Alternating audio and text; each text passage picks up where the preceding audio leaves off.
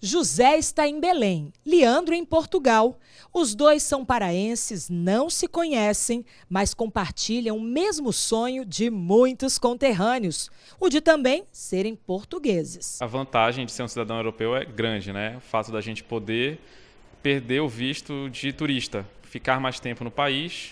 A minha família tem uma casa em Portugal, então a gente poder, de fato, residir, quem sabe um dia, fora do país, ou ficar mais tempo fora. Eu sempre ouvi falar na minha família que eu tinha uma descendência portuguesa, né?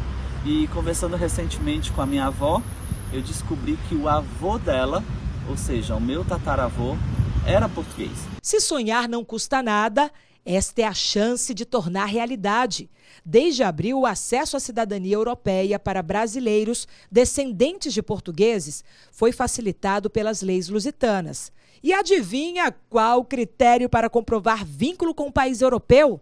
Você aí, fala português? Os portugueses, quando emigravam, eles deixavam registros na administração pública portuguesa da sua saída de Portugal, da Europa, com destino ao Brasil. Da mesma forma, quando eles entravam no Brasil, produziam registros nos portos e nas alfândegas. Além do idioma, para José, o vínculo com o país está no sangue. Ele é neto de avô e avó portugueses. O próximo passo é reunir a documentação.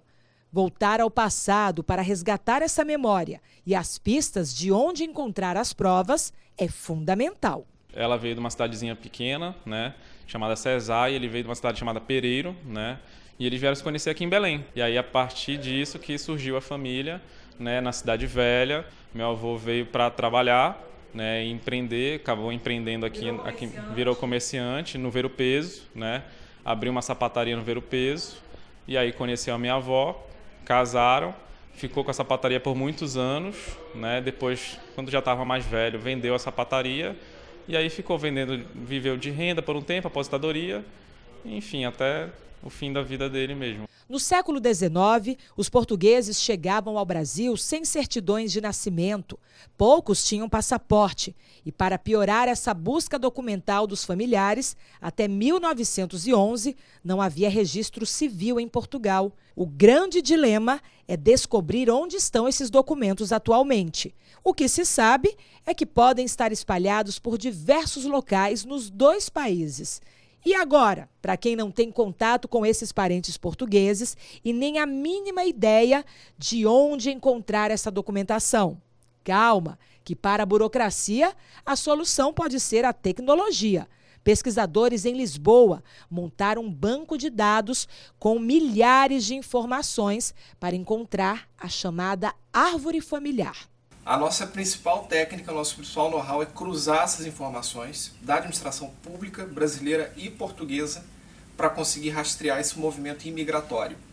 Assim a gente descobre o local de nascimento ou residência habitual desses portugueses e consegue encontrar as certidões de nascimento, as certidões de casamento que são necessárias à atribuição da cidadania da descendência brasileira. No caso de Leandro, a regra para adquirir a nacionalidade europeia segue um caminho mais longo, já que a descendente mais próxima da família portuguesa é a avó dele. Felizmente não há mais nenhum documento do meu tataravô e a única coisa que a minha avó conseguiu descobrir foi o nome completo dele. Então estamos na esperança de descobrir a certidão de nascimento dele com as informações de onde ele nasceu aqui em Portugal. Para aí sim nós darmos entrada e conseguirmos emitir a nacionalidade da minha avó, enquanto neta de um português. O primeiro passo é buscar a documentação daquele nacional, daquele ancestral, né, português, para que perante Portugal se possa ser comprovada essa descendência. Basicamente é um documento que comprove a sua ligação com alguém que seria seu avô, seu bisavô, seu, né, tataravô português. E geralmente são certidões de batismo, certidões portuárias de registro, quando esse português chega no Brasil, e certidões de nascimento, casamento, óbito, qualquer registro civil ou eclesiástico identifique esse ancestral como português. No caso dos netos de portugueses, o limite é a terceira geração. Então tem que haver algum neto de português vivo para que essa nacionalidade possa ser resgatada. De um jeito ou de outro, os brasileiros estão dispostos a lutar por esse direito. Tanto que os pedidos de cidadania portuguesa saltaram de 44 mil em 2019 para 58 mil em 2020. Após a redução das exigências do governo português, as solicitações de dupla cidadania, somente no escritório especializado em Lisboa, cresceram 40% nas últimas semanas. E os paraenses engrossam o caldo. Essa forte migração de conterrâneos para o país europeu não é mero acaso, e a história confirma. O Pará é o quarto estado brasileiro com maior número de habitantes portugueses, depois de Minas Gerais, São Paulo e Rio de Janeiro. Principalmente nesse processo da riqueza que a Belle Époque produziu, a riqueza da borracha, do ciclo de ouro da borracha. Então, muitos se transformaram em comerciantes, tinham as suas rocinhas, né, aqui aos arredores da cidade, e grande comércio da cidade, assim como trabalho também no campo. Nossas heranças são fortes. Dos 144 municípios paraenses, 23 têm nomes iguaizinhos aos de Portugal, como, por exemplo, Belém, Bragança, Aveiro, Faro, Alter do Chão e por aí vai. Essa parte da Europa também está aqui na arquitetura.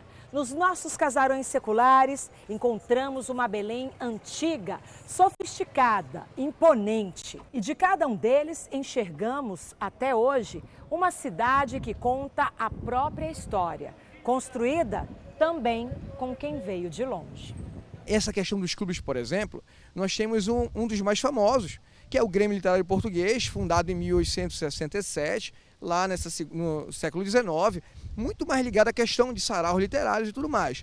Mas nós temos um que é bem conhecido, Tuna Luso Brasileira, fundado na virada de 1902 para 1903, né, em 1903, no dia 1º de janeiro, por cantores, né, por músicos portugueses. Estudos da Universidade Federal do Pará sobre os censos demográficos feitos ao longo dos séculos apontam que hoje somos 800 mil descendentes de portugueses aqui no estado. Eu também, quem sabe você aí, e tantos outros paraenses que agora podem ter a chance de usufruir dos mesmos direitos que os nossos parentes europeus. A União Europeia está formada por 27 países, e esse acesso, né, de tanto passear quanto estudar, trabalhar e ter acesso a todo o sistema educacional, todo o sistema de saúde e previdência aqui na Europa é um grande valor, né? E para além disso, é toda a relação diplomática que Portugal e a Europa têm com o mundo. Então, esse valer dessa dupla nacionalidade como um valor para que elas consigam se locomover com mais liberdade no mundo.